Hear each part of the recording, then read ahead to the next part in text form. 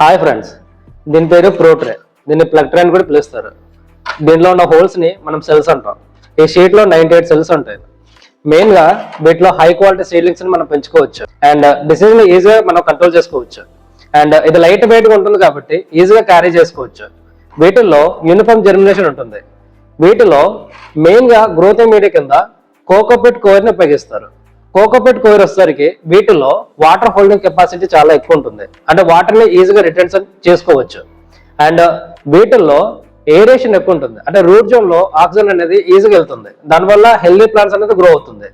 And వీటిలో sterility ఉంటుంది కాబట్టి పెస్ట్ అండ్ డిసీజెస్ ని ఈజీగా కంట్రోల్ చేసుకోగలుగుతాం. అండ్ ఇది వచ్చేసరికి హైడ్రోపోనిక్స్ లో నబేటిస్ ఇది ఎక్కువగా ఉపయోగిస్తున్నారు. దీని పేరు రోజ్ కెన్.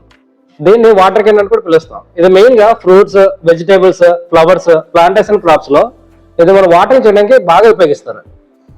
దీని పేరు మినీ స్ప్రేయర్. మినీ స్ప్రేయర్ ఏంటంటే ఇరిగేషన్. మనం చిన్న చిన్న సాప్లింగ్స్ ఉంటాయి కదా, లైక్ ప్రోట్రేస్ లో మనం గ్రో చేసే ఈ సీడ్లింగ్స్ ని మనం వాటరింగ్ చేయడానికి బాగా ఉపయోగిస్తారు.